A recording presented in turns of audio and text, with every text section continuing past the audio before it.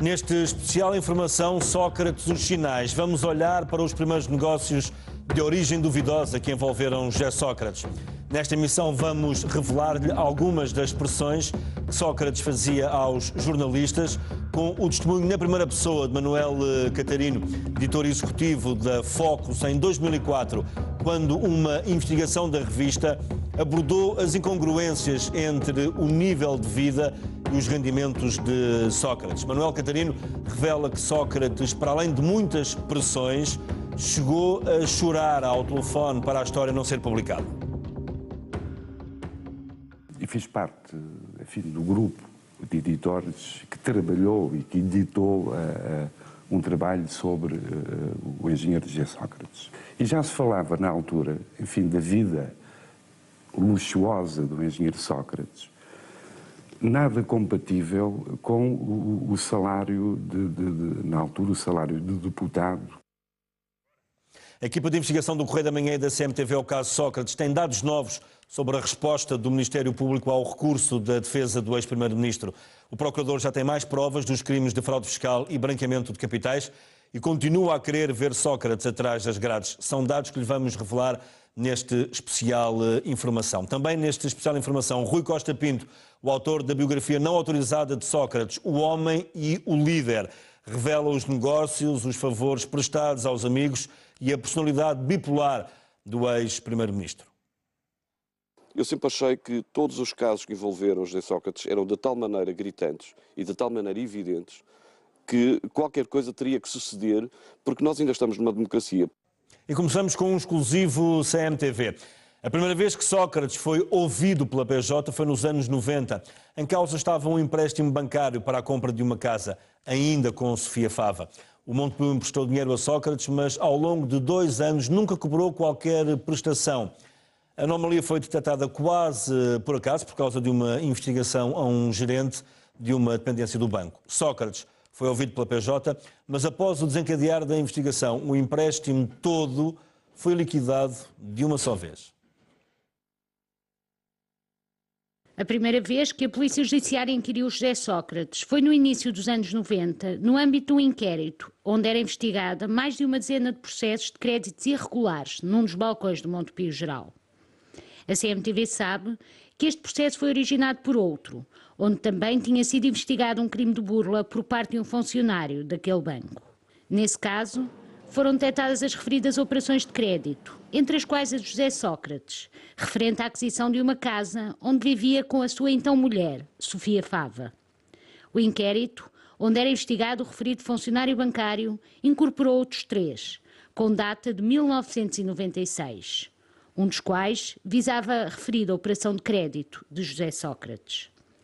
No essencial, Sócrates tinha pedido dinheiro para comprar a casa, mas passado quase 2 anos ainda não tinha pago nenhuma prestação. Os investigadores convocaram-no para prestar declarações e José Sócrates, que nessa altura exercia funções de secretário de Estado no primeiro governo de António Guterres, mostrou-se surpreendido. Remeteu a responsabilidade para o banco. Pediu uma semana para aclarar o assunto com o Montepio. E no fim desse tempo compareceu de novo perante os investigadores da Judiciária com provas de que tinha pago integralmente o referido prédio. O caso acabou arquivado.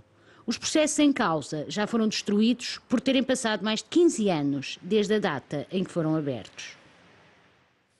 Álvaro Beleza, dirigente socialista, Carlos Anjos, ex-investigador da PJ e comentador da CMTV, Rui Costa Pinto, jornalista, autor da biografia não autorizada de Sócrates, intitulada O Homem e o Líder, e Miguel Alexandre Ganhão, subchefe de redação do Correio da Manhã, são convidados desta emissão especial da CMTV. Boa noite a todos, é um prazer estar aqui convosco. Miguel, começo por ti. Não é estranho uma pessoa ter um empréstimo numa instituição bancária e durante 2 anos não pagar esse empréstimo e aparentemente não dar por isso? Isto não é estranho? Bom, João, há aqui várias coisas estranhas neste empréstimo concedido a José Sócrates. A primeira dela é essa, é o excesso de generosidade bancária, não é? Um banco que faz um empréstimo e que durante 2 anos não exige a cobrança de uma prestação, é de facto, não é um banco, é uma Santa Casa da Misericórdia, não é verdade?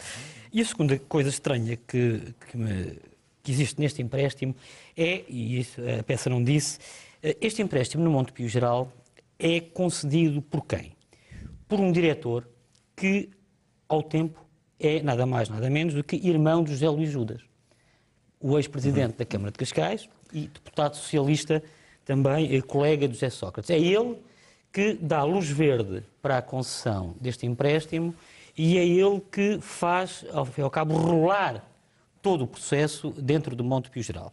A última coisa que me parece também curiosa é... E aparentemente, José Sócrates, desculpa interromper-te o raciocínio, para além dos empréstimos e da conta que tinha na Caixa Geral de Depósitos, enfim, também teria pelo menos essa conta. Naturalmente teve que ter uma conta aberta no Montepio Geral, que foi para onde era supostamente creditadas estas prestações.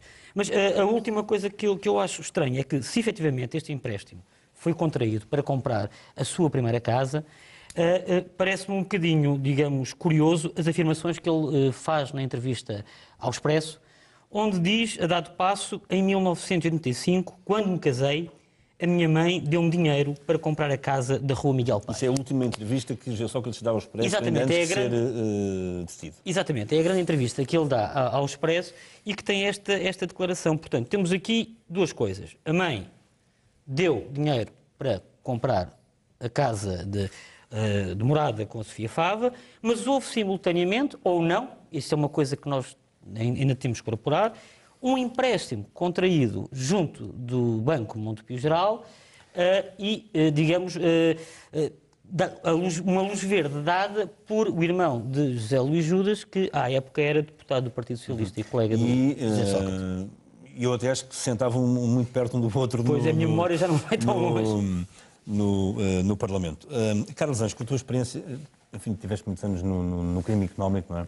Isto é normal com a tua experiência neste... Enfim, quer dizer... É normal um banco fazer um empréstimo a alguém durante 2 anos não lhe... Eu nem recorro à minha experiência como investigador. Nunca apanhei como investigador, até como cidadão.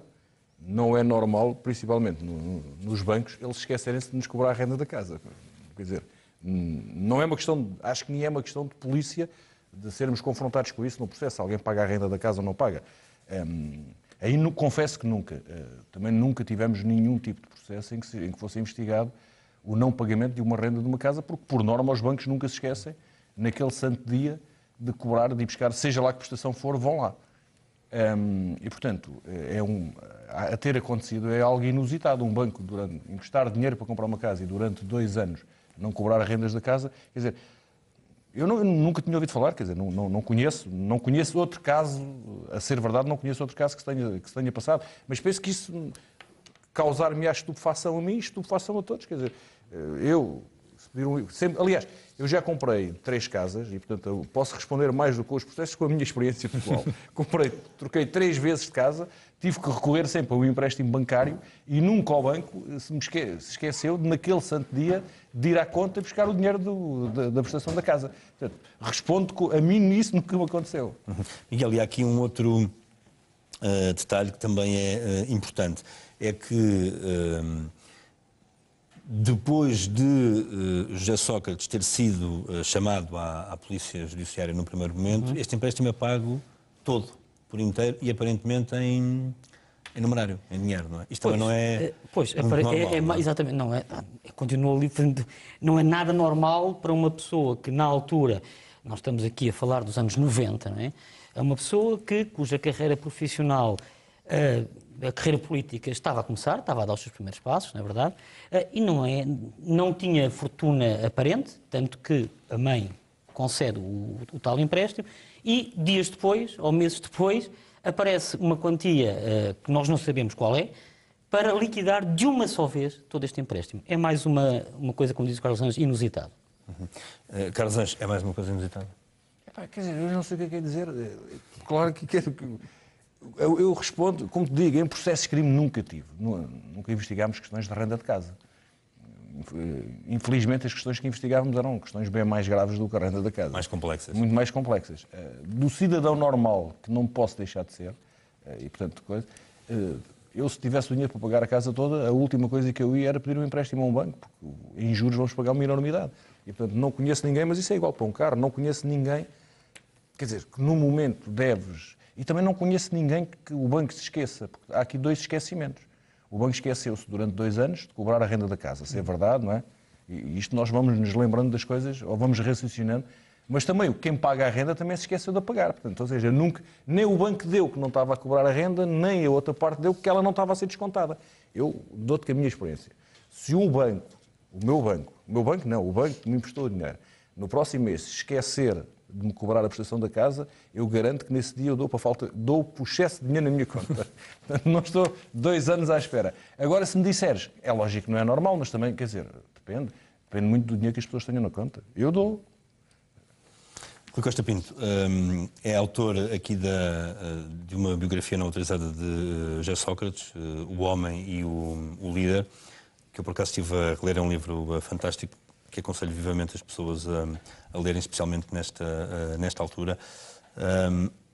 Escreve aqui neste livro que, de acordo com a sua opinião e de acordo com aquilo que é factual, porque este livro é muito factual, seria uma questão de tempo até acontecer alguma coisa semelhante àquilo que aconteceu com É assim que eu acabo o livro. Sócrates, é curioso, é um pouco premonitório e acho que sempre o teste do algodão do jornalista é sempre ver o que ele escreveu anos depois. E de facto é assim que eu acabo o livro, porque de facto foi o que eu na altura achei mais pertinente observar, lembrar às pessoas.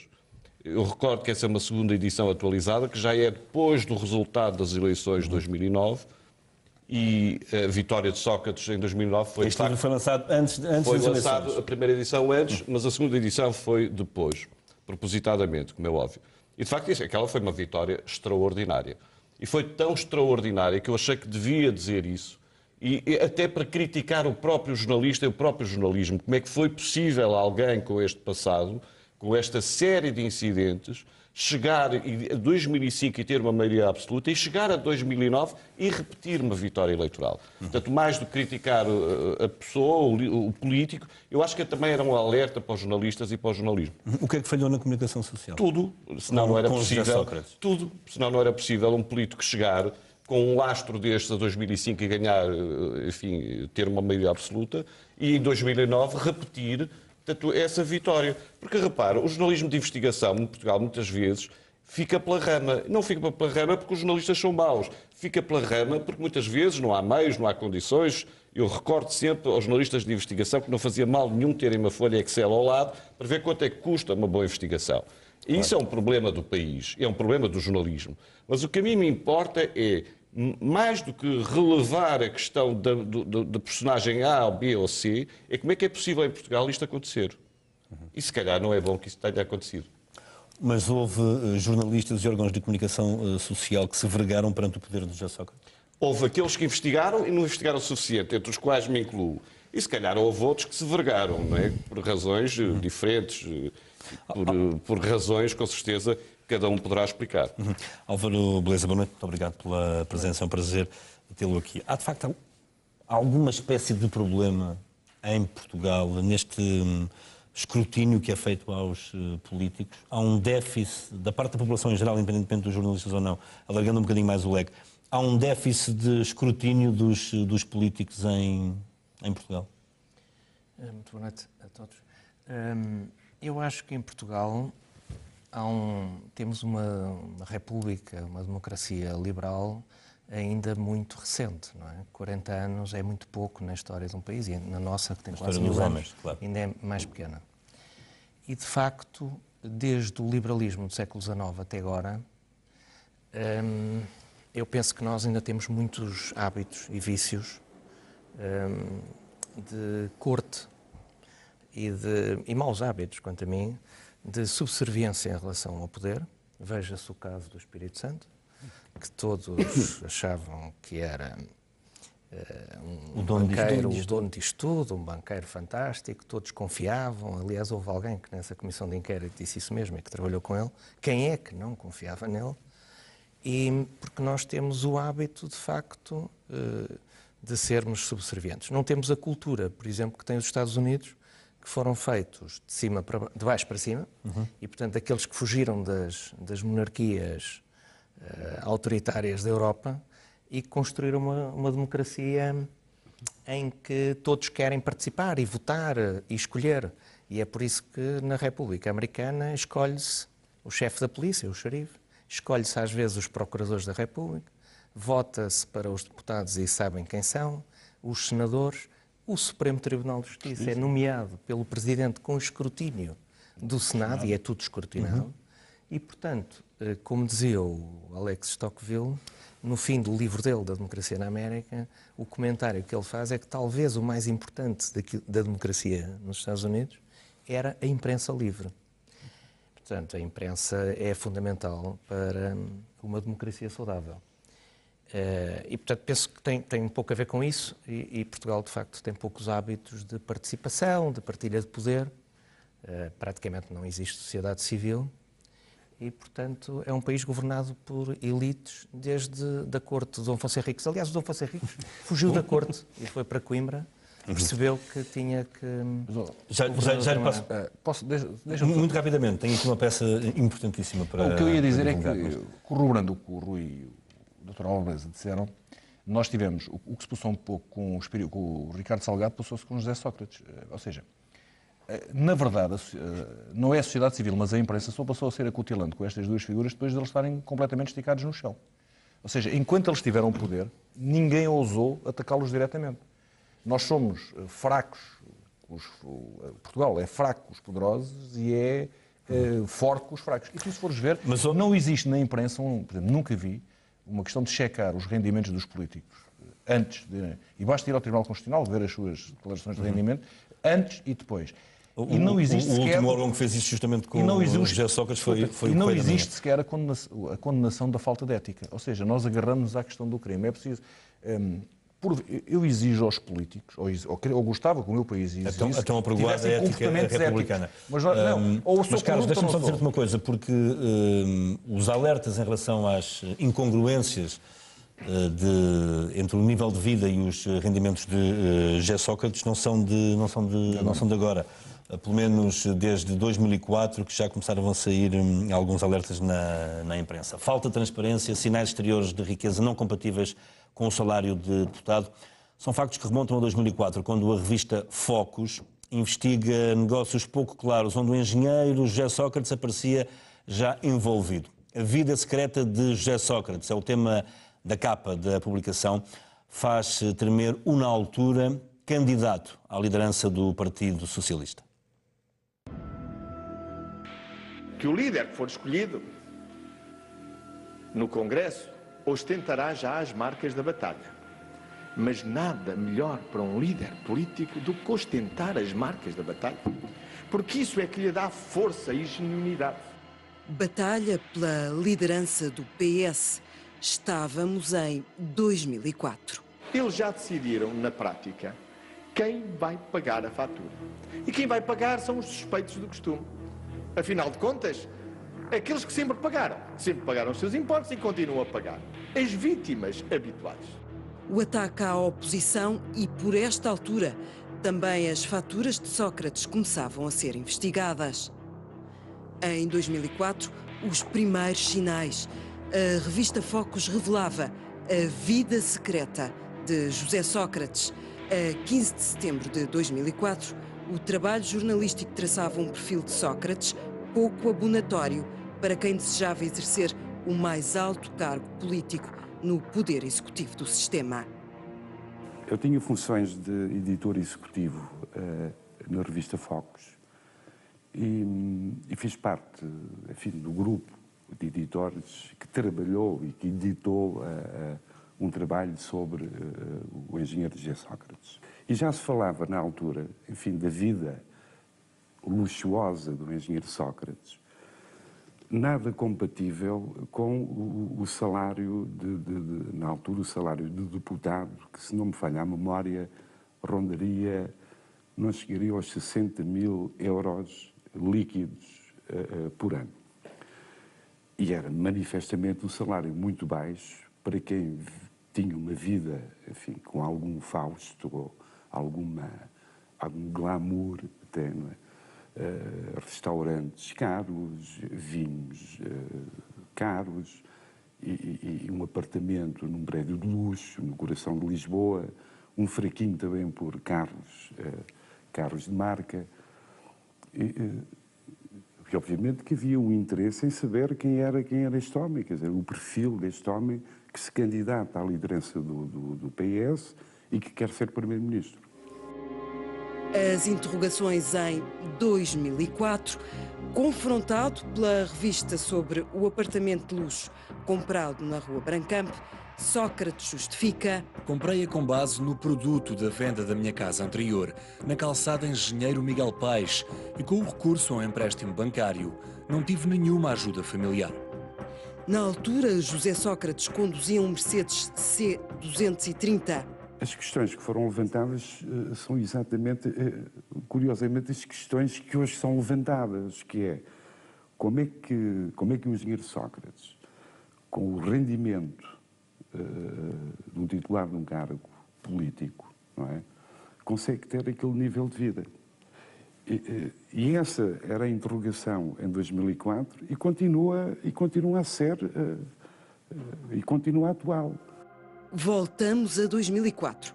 A Focus investiga e descobre que em 1990 José Sócrates Carvalho Pinto de Sousa tinha entrado num projeto empresarial.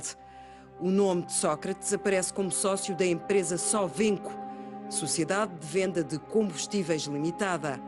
Sócrates tinha 32 anos quando entra para a sociedade com uma cota de 150 contos.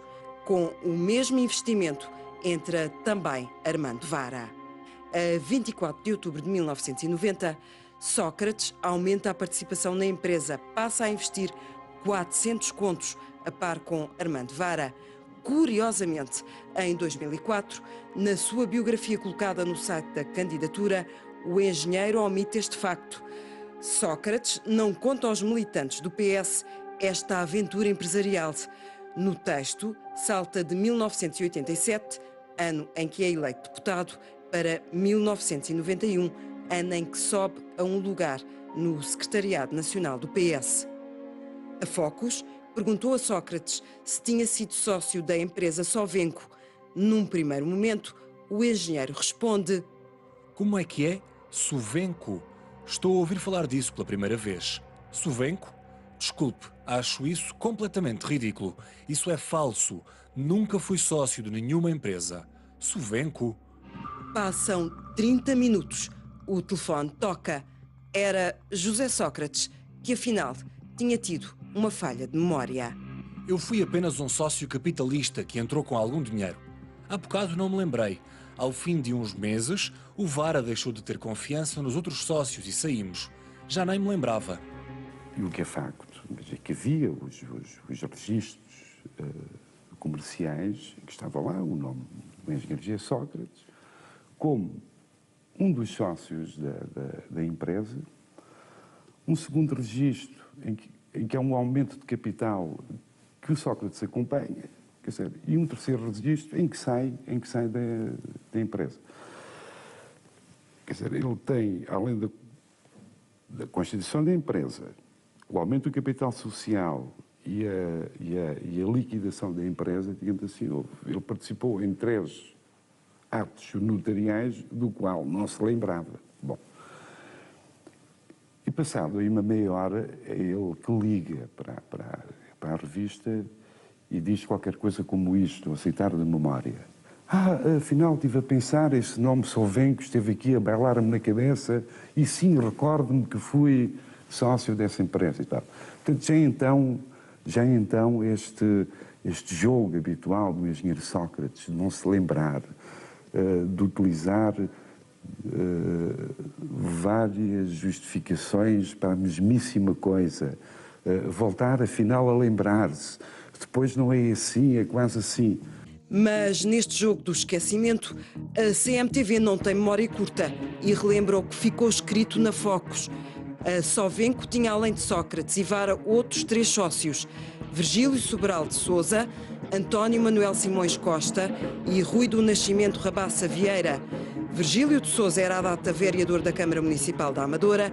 Depois foi Armando Vara a subir ao cargo de vereador na mesma Câmara em 1993. Virgílio de Sousa, o sócio, acabou em tribunal por causa de um caso de corrupção no Centro de Exames de Condução de Tábua. No processo, Virgílio de Sousa, um dos sócios de Sócrates, foi considerado pelo juiz o arquiteto do sistema de corrupção que existia no centro de exames. O antigo sócio de Sócrates foi condenado a 4 anos de prisão efetiva. Ligações perigosas. Em 1995, Sócrates sobe ao poder como secretário de Estado adjunto do Ministro do Ambiente. E em 95, mais um sinal. A construção de uma biblioteca municipal na Covilhã dá que falar. Em jogo estava a suposta intervenção de Sócrates para levar a bom porto a atribuição da obra a uma das empresas que estava a concurso. Conversas de Sócrates são interceptadas pela PJ. De sinal em sinal, o nome de Sócrates fica também associado à teia de Felgueiras, na investigação nas áreas do tratamento de resíduos urbanos e a sua relação com o financiamento de atividades partidárias. Ao longo dos anos, são muitos os pontos de interrogação que ficaram sem o esclarecimento devido. Isto faz-me lembrar aquela marca conhecida do brandy, não é? Que tinha uma fama que já vinha de longe. Portanto, isto não é de agora, já vinha desde 2004, pelo menos. Ora, antes desta reportagem ser publicada, a revista Focus, na altura a revista Focus, confrontou o José Sócrates com estes dados e o antigo primeiro-ministro teve duas reações completamente diferentes. Num primeiro momento foi extremamente hostil, depois chegou a chorar, a pedir aos jornalistas para que o artigo não fosse publicado. Mas é algo que vamos ver já a seguir um curtíssimo intervalo. Até já. Antes de publicar a reportagem sobre Sócrates, a revista Focus confrontou o então aspirante a primeiro-ministro, o líder do PS e depois a primeiro-ministro, com os factos investigados. Chamada após chamada, foram vários os tons usados por Sócrates em resposta aos jornalistas. Os registros oscilaram entre o animal feroz e o choro. Sócrates chegou a chorar ao telefone para que o artigo não fosse publicado. Está lá? Está. Parece que Sócrates fala de novo. E chorou ao telefone. Chorou a pedir para que a revista não publicasse nada daquilo. Olá, como está, meu caro? Obrigado. Vamos andando. Deixou subentendido que se a revista calasse aquela verdade, que toda a gente que contribuísse para calar aquilo poderia vir a ter algum benefício. Sim, boa noite. É José Sócrates que fala, como está? Oi. Um homem que chora, eu não acredito naquele choro, não acredito. Aquilo, para mim, aquilo que eu sei, eu creio que aquilo foi uma parte gaga do engenheiro Sócrates, não é? Uma vez que não estava, eu consegui de outra maneira, quer dizer, uma pressão emocional sobre alguém. Não acredito que tivesse sido um choro sincero, não acredito nisso. Quando o telefone toca e José Sócrates chora, os factos remontam a 2004 e às reações de Sócrates quando é confrontado com a investigação jornalística da revista Focus. Manuel Catarino era à data editor executivo da publicação. Acompanhou e editou o trabalho da Focus. Ouviu as chamadas entre o jornalista que investigou e o antigo governante. É também testemunha dos diferentes registros utilizados ao telefone pelo, na altura, candidato à liderança do PS, com a ambição de chegar a primeiro-ministro. Face à matéria que ia ser publicada a 15 de setembro de 2004, num primeiro telefonema da iniciativa da revista, José Sócrates reagiu assim. Ele, na altura, com aquele ímpeto do animal feroz, perguntado sobre se era sócio da empresa ou se alguma vez teve alguma participação naquela empresa, ele gritava: "Isso é uma infâmia, é mentira, isso é uma humilhação, estão-me a humilhar com esse tipo de perguntas." E tal. Ao telefone com José Sócrates. Este é um dos tons do engenheiro quando confrontado com investigações jornalísticas. Recuperamos conversas do antigo governante nas escutas do processo independente. O diálogo é mantido com o então reitor da Universidade Luís Aroca. Quer dizer, eu acho que tenho que me defender eu próprio. Já percebi que isto... Sim, defender eu próprio e tenho que denunciar a campanha. Claro. Mais a campanha negra que me fizeram, não é? Você queria alguma coisa mais ou era só... Não, era só o seguinte. O senhor reitor importa-se de falar com um jornalista do Correio da Manhã também para lhe fazer dar-lhe aquela explicação sobre não me importa nada. A falta de notas e tal. Podemos dar o seu telemóvel? Pode, com certeza. Muito obrigado, Sr. Reitor. Está bem? Muito amável. Obrigado. Muito obrigado a Deus. O que é espantoso neste país é que se dê expressão a um boato, ao rumor, à campanha suja, a coberta do anonimato, e que se pretenda transformar essa campanha numa... ou que se transforme isso numa insinuação maldosa com o único objetivo de ferir, de atacar pessoalmente. Isto pensávamos que já não existisse, não é? Isto é uma campanha que fundamentalmente se passa ao nível próprio desses répteis, ao nível da blogosfera e do anonimato e da ordinarice, mas à qual eu tenho reagido com superioridade e com indiferença, que acho que é a única atitude para com essa canalha. Descertos de Quando o Telefone Toca, entre o gabinete do ex-primeiro-ministro e o reitor da Independente, para um tom diferente.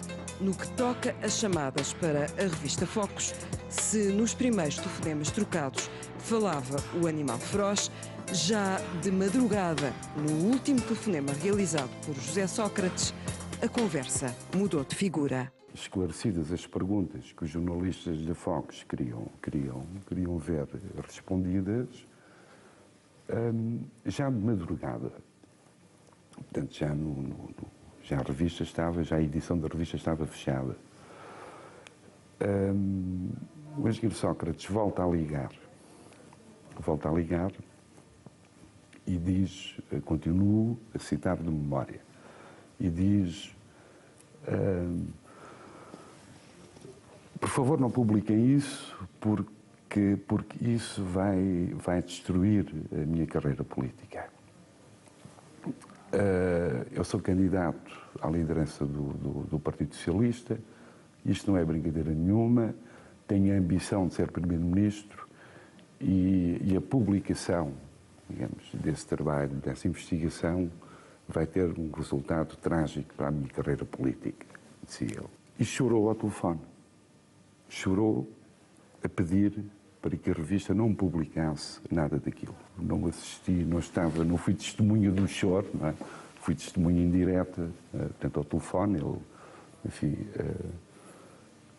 pelo menos parecia que chorava ao telefone, portanto, não sei se estava a ser sincero, se estava a fazer de conta que estava a chorar, mas o que ele pretendia era, digamos, uma forma de pressão, digamos, emocional, pelo menos para evitar a publicação daquilo. E acabou o telefonema dizendo qualquer coisa do género, vejam lá bem, porque, ainda com voz embargada, insisto em que não publiquem isso, porque só teríamos todos a ganhar, eu, a revista, vós próprios, etc. A chorar para silenciar. Estávamos em 2004. Agora, em 2015, as chamadas são feitas da prisão de Évora, com a devida ressalva para o abrir de uma janela temporal e voltando a entrar em linha com o caso Independente.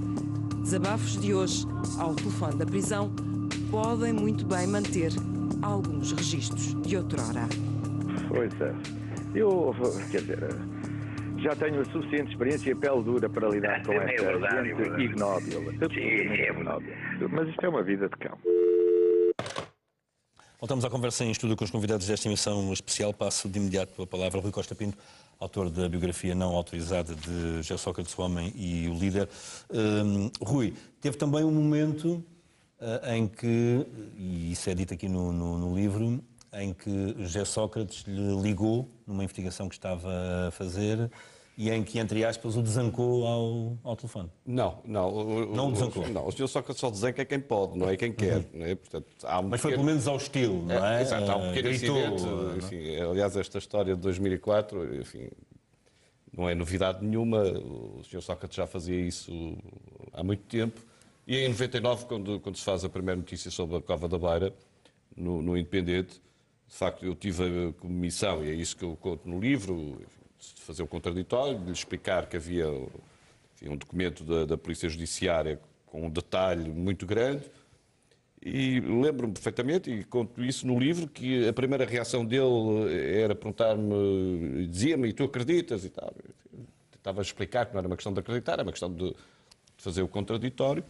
E então, enfim, começa a berraria e tal, que terminou muito rapidamente, porque não consigo falar com as pessoas aos berros. E, enfim, mas nessa berraria, que tipos de argumentos é que eram utilizados? Nenhuns, porque os argumentos são sempre o assassinato político, portanto, que isso é tudo mentira. A infâmia e tal. Com certeza que as pessoas têm todo o direito a reagir e a contar a sua versão dos factos. De facto, o Sócrates tinha uma característica que era uma pessoa sedutora, muito amável, muito atenciosa em privado e destemperada completamente quando alguém o contrariava ou quando alguém o confrontava. Mas deixe-me dizer, em bom da verdade, que não era o único político que chorava ao telefone ou que inventava cancros e doenças terminais, enfim, para as notícias não saírem, não é? Quer dizer, portanto, não vamos também tornar aqui o Sr. Sócrates o único, o único que era capaz de fazer algumas dessas coisas. Não, foi um pequeno incidente, também foi a última vez que falei com ele, que é refletido porque demonstra um pouco as relações que ele tinha com a imprensa e com os jornalistas. Quem, de facto, não lhe admitia destemperos, portanto, com certeza não era brindado com os seus telefonemas, nem com os seus, enfim, com os seus berros. Mas o Rui, num determinado momento, também é referido isso aqui nesta autobiografia não autorizada, admitiu que, de facto, José Sócrates poderia ser uma pessoa diferente. Político promissor. Eu às vezes digo que ele é bipolar e não o digo caracterizando como termo médico, mas tentando fazer com que dar a imagem que ele de facto reúne duas pessoas muito diferentes. E até em política ele reuniu dois momentos muito diferentes.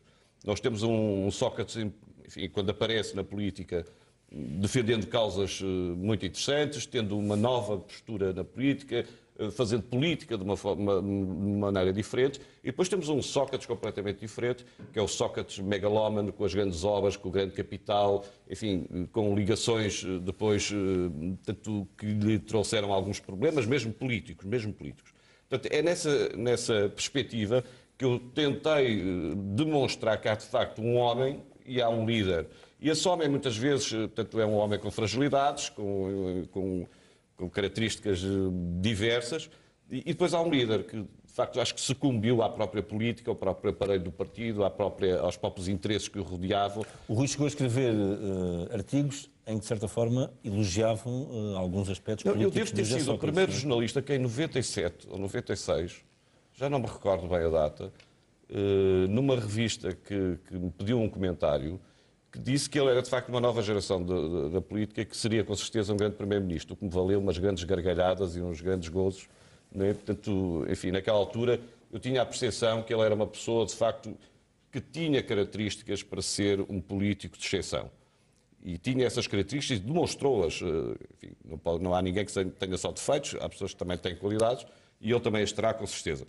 Portanto, a evolução que ele faz é que é uma evolução vertiginosa, em que esquece muito daquilo que apregoou, esquece muito daquilo que é a modernização da política, que ele próprio defendeu em muitas circunstâncias, e envereda por uma estratégia e por uma atividade política em que as únicas duas palavras que me surgem para as caracterizar é o autêntico abuso de poder. E isso é uma coisa que me interessa muito mais em relação à política e à governação em Portugal do que propriamente ao Sr. Sócrates, enfim, que está nas condições em que está. Portanto, para si, José Sócrates teve um poder quase absoluto em Portugal.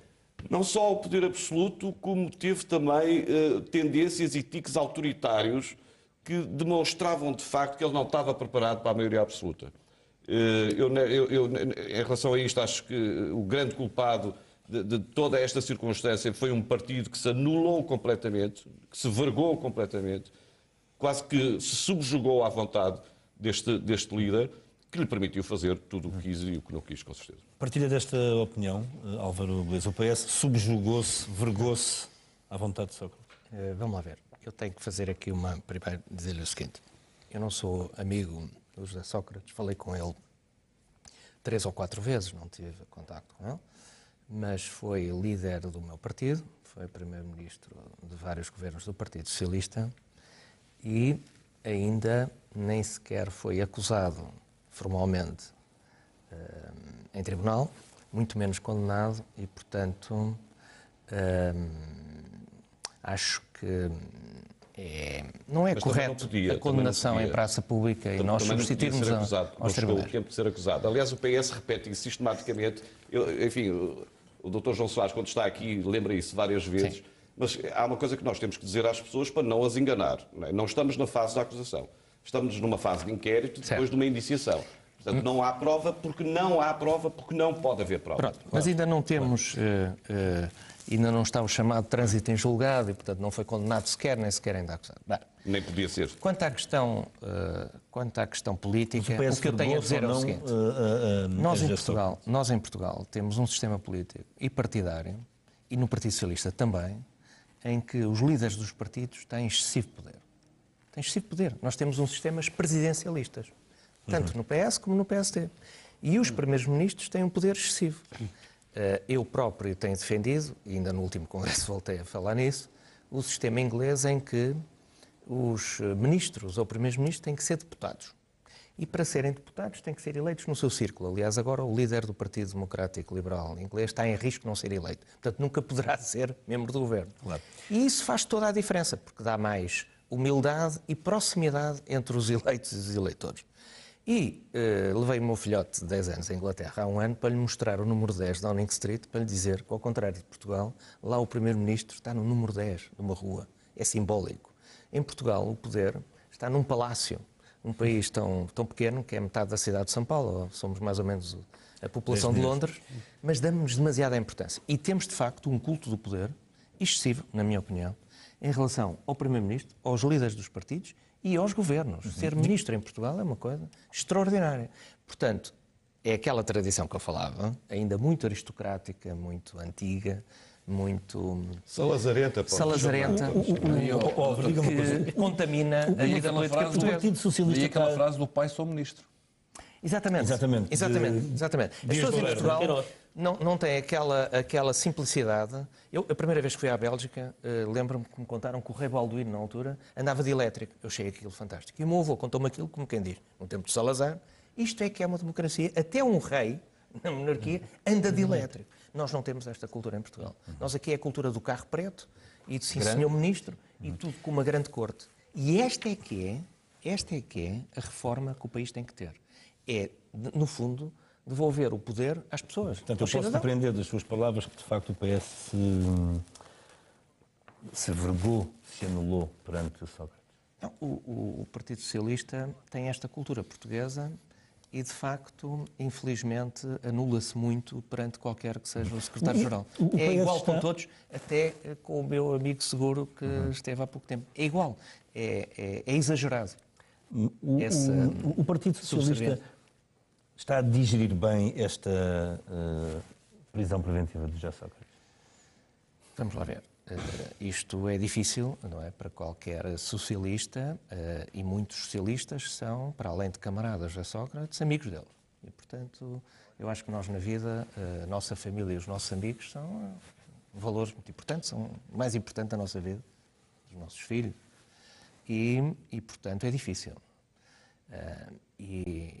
Mas acho que está a saber lidar, nomeadamente, quero aqui dizer que o líder do partido tem tido a sabedoria a lidar com este assunto, de facto. Concorda com esta estratégia da atual direção da equidistância face àquilo que é a justiça e na prática, a isolar Sócrates do Partido Socialista? Vamos lá ver. Um dirigente de um partido político de governo tem que ter uma atitude, primeiro, de respeitar o sistema de justiça e confiar na justiça. Mal vai o país se os dirigentes e aspirantes a governantes não confiam na justiça. É um dos 3 pilares fundamentais à democracia. Isso não é propriamente... Enfim, temos exemplos recentes de outros momentos, outras investigações... Eu também acho que em Portugal... uma situação muito desconfortável, mas também não podemos deixar passar... Estou muito confortável, a cadeira aqui é muito boa. Não, estou muito confortável. E nós agradecemos da sua... Não, por amor de Deus. E estou até mais confortável, como sou médico, não sou da justiça, estou mais à vontade até. Mas a questão é que eu acho que em Portugal ainda não há uma efetiva separação de poderes. O que é que se quer dizer? O que é que tem que haver? A avaliar pelo que o Dr. Mário Soares diz, não há, com certeza. Não é? Isso deve embaraçar muito o PS. Mas falou do secretário-geral, ele foi exemplar à porta de Évora. Foi absolutamente exemplar. António Costa lembrou-se de dizer que deviam ser dados os meios para a investigação e que se devia respeitar a presunção de inocência. Foi absolutamente exemplar. Foi mais que equidistância, porque não se esqueceu de dizer que a investigação tem que ter meios para trabalhar. Ou seja, Álvaro Beleza foi um homem muito próximo de José Seguro e uma das estratégias políticas de José Seguro foi cortar com o passado socrático, digamos assim. Estes factos vieram dar razão a essa estratégia, que na altura foi tão criticada no interior do PS. Não houve estratégia de cortar com nada. O António José Seguro é o que é, tem o comportamento. Não houve estratégia de cortar com nada? O António José Seguro é um homem sério, uma pessoa que tem um sentido ético da vida e da política muito grande e, portanto, transportou isso para o lugar que ocupou. Nós somos o que somos e, portanto... Lhe deu muitos dissabores internos, não é? Bem, aconteceu o que aconteceu, mas ele é muito novo, ainda terá uma vida política muito, muito longa. Aliás, como se vê com o Mário Soares, que tem mais de 40 anos que ele, ainda está aí ativíssimo. Agora, o que eu não queria deixar de pôr este ponto da separação de poderes, porque, por exemplo, eu acho que essa é outra reforma que o país tem que fazer, porque a justiça foi de todas as áreas, desde o século XIX, a que mudou menos.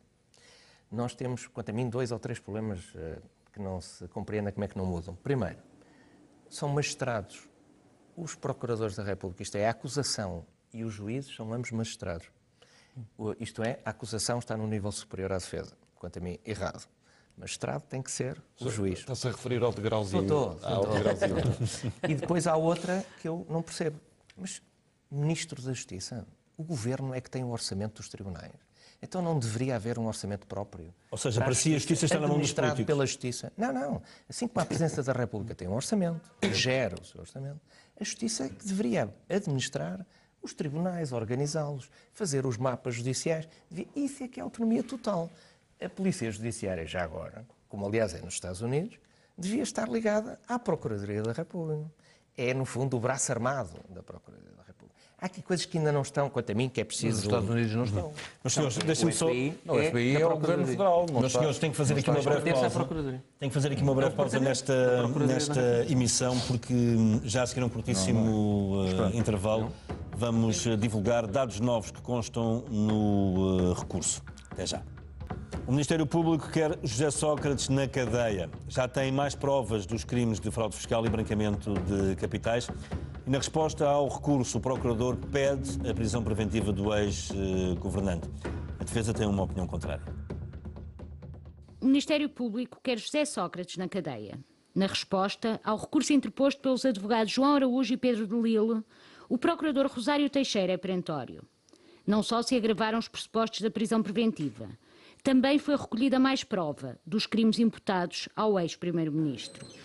O recurso ainda não deu entrada no Tribunal da Relação de Lisboa. Carlos Alexandre ainda está a fundamentar o processo. O objetivo é garantir que as medidas de coação não sejam alteradas, que o ex-primeiro-ministro se mantenha em prisão preventiva. As escutas telefónicas são uma das provas rainhas desta investigação.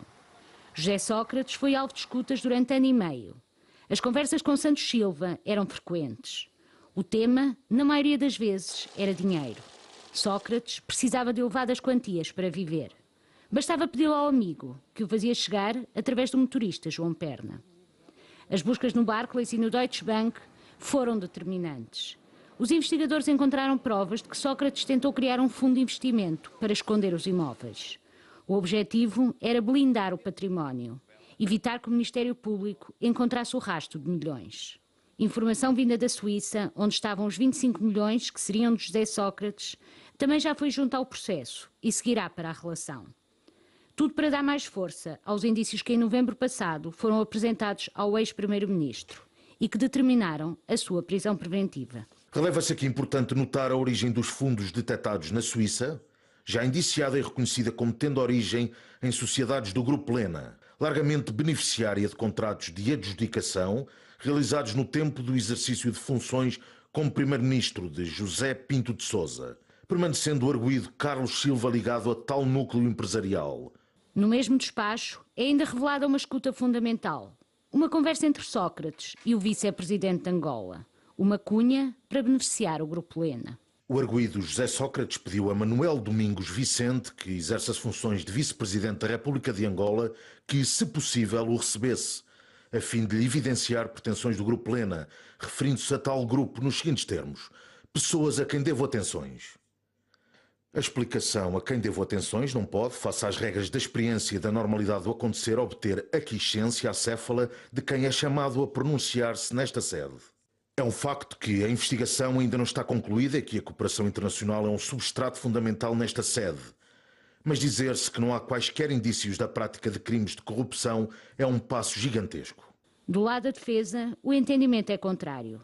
O recurso é composto por 75 páginas, onde os advogados garantem que o ex-primeiro-ministro nunca cometeu qualquer crime. Em primeiro lugar, a patente insuficiência e a notória fragilidade do facto selecionado.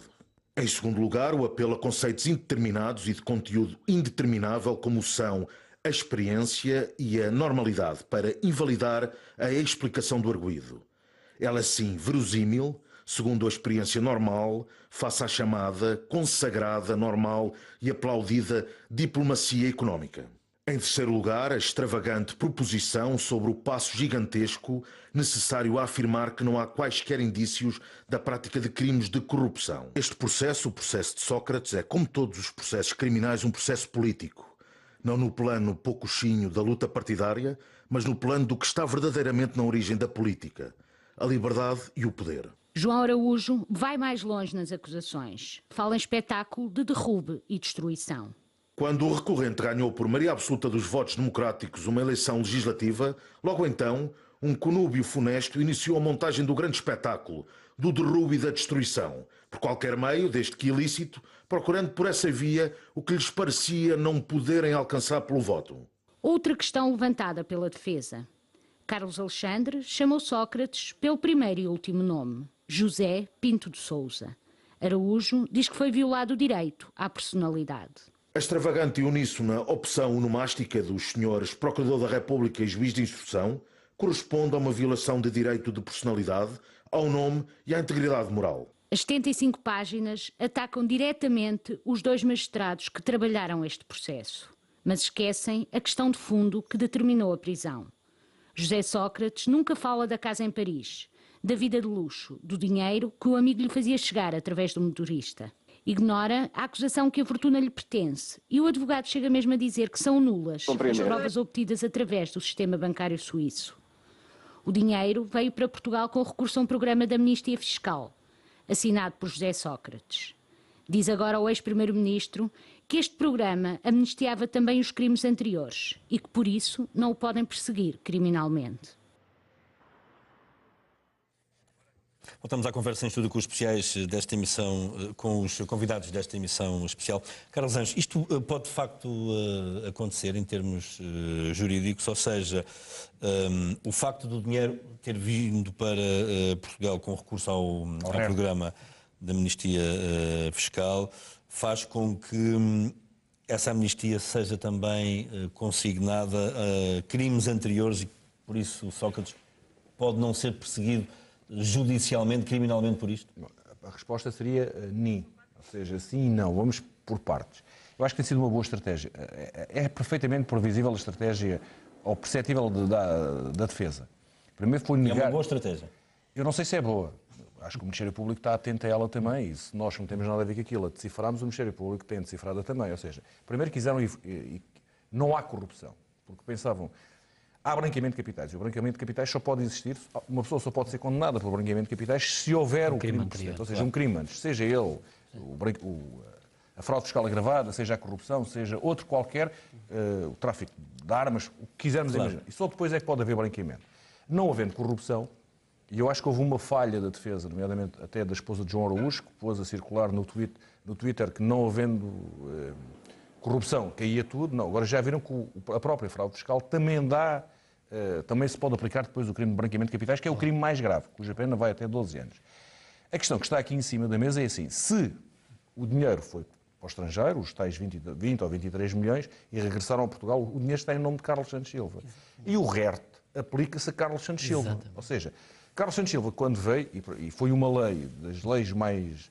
permitiu ao Estado, Manuel Ferreira Leite também aprovou, óbvio. Permitiu ao Estado recuperar algum dinheiro, mas era uma lei profundamente imoral. Porque quem tem o dinheiro em Portugal paga 40% de impostos, e quem o levou a fugir à justiça e depois trouxe-o, pagou 5%. Foi perdoado em 35%. Mas feita a lei, e não deixa de ser curioso, que esta foi aprovada pelo governo de José Sócrates, e esta transferência do dinheiro a regressar a Portugal é pouco tempo depois da aprovação dessa lei. Mas se o titular do dinheiro fosse Carlos Santos Silva, o problema está resolvido, ou seja, Carlos Santos Silva não podia ser responsabilizado criminalmente. O problema põe-se se a acusação provar que aquele dinheiro não é de Carlos Santos Silva, mas era de José Sócrates. E aí José Sócrates pode ser responsabilizado. E aí José Sócrates, porque José Sócrates, aí eu até me atrevo, terá que haver uma alteração substancial de factos, porque eu acrescentar-lhe ao crime de burla. Porque José Sócrates arranjou um testa de ferro para o dinheiro, para levar o dinheiro para fora de Portugal e para o fazer regressar a Portugal encoberto noutro nome. Ou seja, aquilo que a defesa diz faz todo o sentido, sendo o dinheiro de Carlos Santos Silva. Se não for, acabou-se, porque então aí ele até tinha que pagar os impostos devidos, porque o RERT não se lhe aplicava a ele. E a questão aqui é sabermos se aquele dinheiro é ou não, e aí parece-me que é fácil. Aí é fácil, tendo em conta, eu não sei se é ou não. Agora, se é verdade nas escutas que José Sócrates dá ordens para mover o dinheiro, compra-me 15 mil euros de livros, faz-me obras no apartamento, escolhe quem é que vai escolher os azulejos e quem é que vai fazer o... Ou seja, e se daquela conta Carlos Santos Silva nunca tirou um centavo ou um euro, o dinheiro foi todo tirado para o próximo, para o José Sócrates, é fácil, por algumas questões, ver de quem é que é o titular do dinheiro. Claro. Agora, senhores, nós temos um minuto para terminar. Se o dinheiro for dele, claramente que se lhe aplica o crime de fraude fiscal agravada e depois, por tabela, o branqueamento, porque ele tentou esconder o dinheiro. Nós temos um minuto para terminar aqui a nossa conversa, esta emissão especial. Álvaro, diga uma coisa. No decorrer desta campanha interna entre Seguro e António Costa, num determinado momento, António José Seguro terá dito que não queria ver o PS refém de interesses, refém dos negócios. Há, de facto, no PS e eventualmente noutros partidos políticos, há, de facto, um PS que está refém de negociatas? Não, eu quero acreditar que não, mas defendo que tem que haver uma separação clara entre a política e os negócios e tem que haver dedicação exclusiva dos detentores de cargos públicos e políticos ao Estado. E hoje em dia essa separação clara não está consagrada ainda? Não, por exemplo, você tem imensos advogados que são deputados de manhã e à tarde estão nos escritórios de advogados a negociar com os governos do próprio partido ou do outro. Portanto, isto é de facto insustentável. É preferível pagar melhor aos políticos, claro, exatamente, aos presidentes de Câmara, aos deputados, porque também, senão outros não vão para a política e nós temos que pensar nas famílias e na nossa vida. E exigir, em contrapartida, a dedicação apenas àquela atividade e, porventura, quando saírem, ter algumas possibilidades ou de voltarem à sua atividade anterior. Há várias maneiras de matar o gato. Agora, o que é preciso é transparência e, nomeadamente, também em relação aos rendimentos. É evidente que todos, e em primeiro lugar, quem tem cargos políticos, tem que tornar públicos os seus rendimentos. Claro, a bem da democracia também. Meus senhores, muito obrigado pela vossa presença. Foi um prazer tê-los aqui. É o ponto final nesta emissão especial, mais uma, dedicada ao caso Sócrates.